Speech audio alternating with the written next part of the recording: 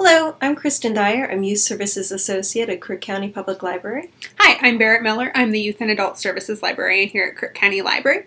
And Kristen and I work with the teens here in Crook County, both at the middle school and at the high school. And we're here to tell you about some exciting programs we have coming up, as well as some of the good books we've been reading lately and think you guys will love too. So Kristen, why don't you tell them about Late Night? Teen Late Night is the first Thursday every month. Our February program will be Potterpalooza, where we will celebrate everything with Hogwarts and Hagrid, and, well, of course there'll be goodies, treats, snacks. We do feed you at all of the programs, we promise. And are costumes encouraged? Of course. Excellent. I love a good costume. The other program we do for teens here at the library is Teen Anime Club. That's the third Thursday of every month at 4 o'clock here at the library. And some months we do kind of craft projects, activities, trivia contests, other things just related to manga and anime. And some months we watch anime, so keep your eyes peeled. We're going to be doing Bleach and Death Note later this spring. It's going to be awesome. There's also free food at Anime Club. So why don't we tell them about some excellent books? All right, we've got 4 titles to share with you today. The first up is Kelly Fiore's Taste Test. So, imagine that you won a one-term scholarship to a world-class culinary school. The only catch is that 23 other teens have too, and will be your competition in a reality show, Taste Test. On the line, the winner gets a full-ride scholarship to the International School of Cuisine in Paris, France, and $50,000 to start her or his career. Nora Henderson has worked at her dad's barbecue restaurant Smoke Signals in Weston, North Carolina her whole life. But even though cooking is in her blood, that doesn't mean she's not nervous about the kitchen competition. For example, Joy, who will become her roommate, and their first meeting. When she noticed me, her chocolate brown eyes narrowed. Can I help you? Sorry, I smiled. I'm Nora Henderson. I reached my hand over the back of the seat. She stared at it as if it were a weapon. Enchanté, she replied, raising one professionally arched eyebrow. What? Just then, a tall, impressively built guy with wavy blonde hair slid easily into the seat next to her. He looked from me to her, eyebrows raised. Hey, Joy, he said, his deep voice velvety smooth. Long time no see. Making friends already? Yeah, right. Joy gave me a disgusted once-over, and I blinked hard. Mr. Universe flashed a dazzling smile and stretched a deeply tanned arm around Joy's shoulders. Come on, you know that NACA is famous for slumming. They have to take on some amateurs to make things interesting. She'll go back home in a few weeks once she realizes she's up against people like us. If she manages to last that long. Christian, please, don't give her that much credit. She'll be gone by tomorrow. And when accidents keep occurring during their weekly competitions, Nora wonders herself. There's blender blow-ups, malfunctioning microwaves, disappearing knives, and contestants are getting hurt. Is it just coincidence? Or is someone out to eliminate the competition with something more than just recipes? When the heat turns up on legacy contestants like Joy and Christian, and scholarship kids like Nora alike, it's impossible to tell who to trust. In fact, when Nora starts to have feelings for Christian, she's not sure she can even trust herself.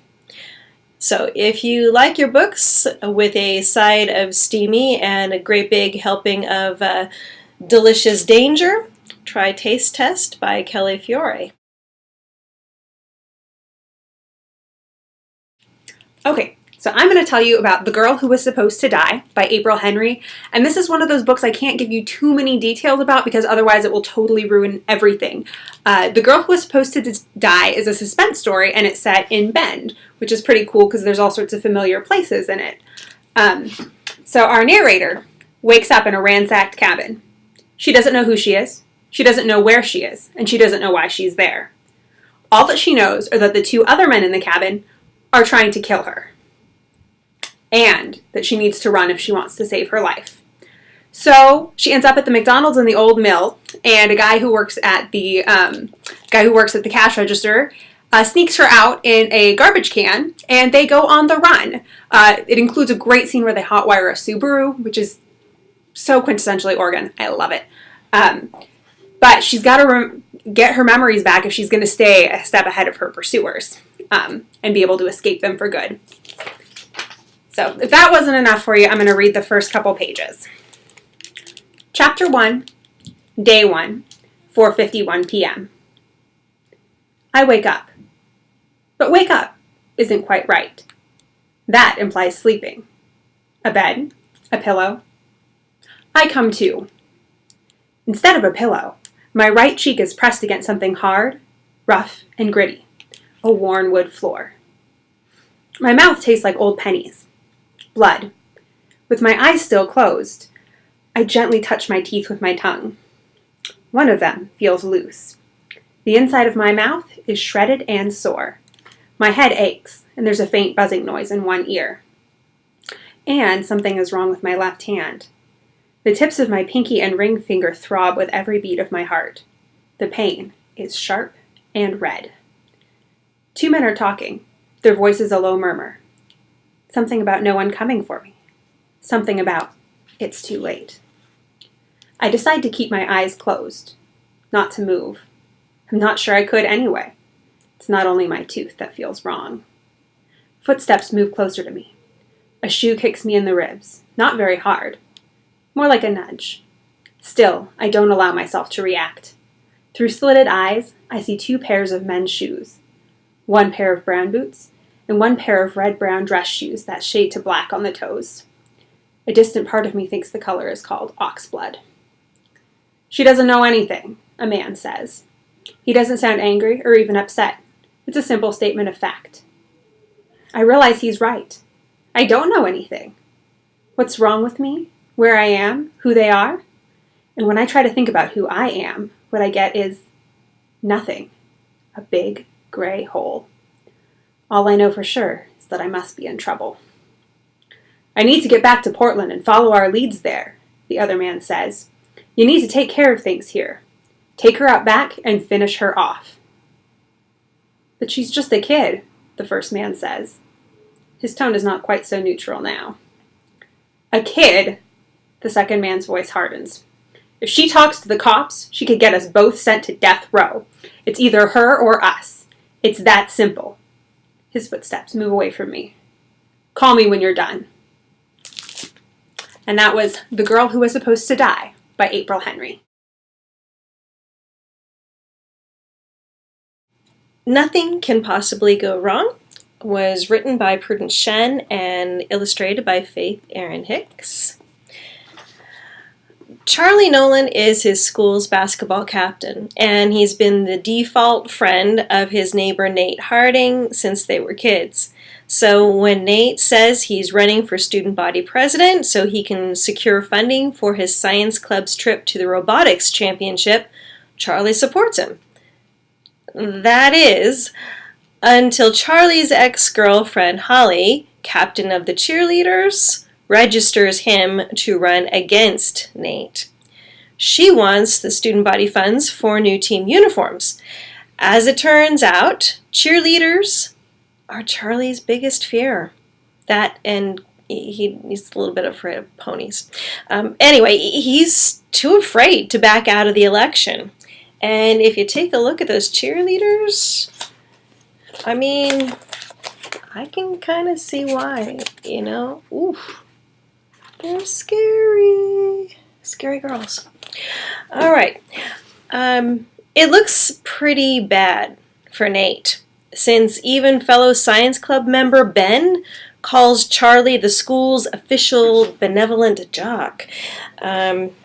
But Nate won't go down without a fight. What follows is the dirtiest campaign in their school's history. But in a twist of fate, enemies must become unlikely allies.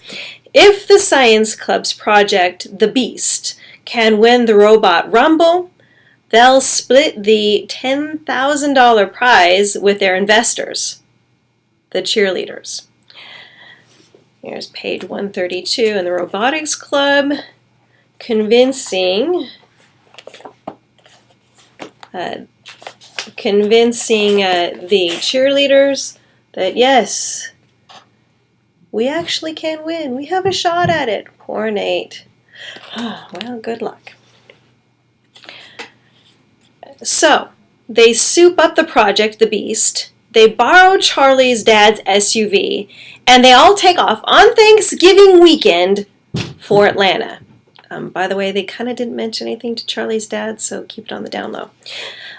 Will the Beast be able to defeat bots from Team Agent Orange and Team Shuffle Your Feet?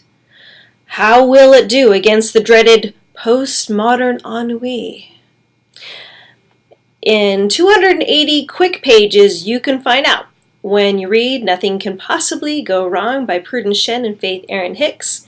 With likable characters, clever conflicts, and plenty of surprises, it's a fun, quick read. Okay, so as soon as I finished this book, I knew I was going to have to use it for book talk because I thought, oh my gosh, all the teens I see in the library, and probably the ones I don't, are going to love the pants off of it. It's sort of a cross between Harry Potter meets Supernatural, and it's one of the best books I've read this year. So, this is Lockwood and Company, The Screaming Staircase by Jonathan Stroud. And in an alternate version of our world, in London, there's a bit of a ghost problem. Ghosts are everywhere, but the adults can't see them or hear them until it's too late. So, kids and teenagers are responsible for hunting the ghosts down. Lucy Carlyle is a teenage ghost hunter who, after a bit of a disaster in her home in northern England, comes to London and gets a job at the independent firm of Lockwood and Company, and it's run by two other teenagers. So, small business, no adults involved. And her coworkers are Anthony Lockwood, who owns the rambling mansion they work out of, and he is handsome and charming and has a mysterious past.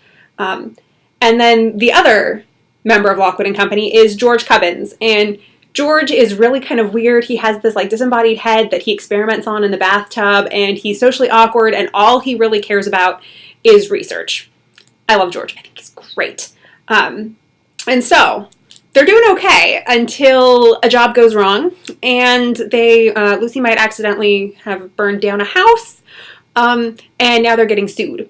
And the only way that they can earn the money that they need to pay off these people for the house in time is to go to the most haunted house in England, home of the Screaming Staircase and the Red Room, and exorcise it to get rid of all of the hundreds and hundreds of murderous ghosts. No one has ever spent the night there and survived. So it's going to be tough.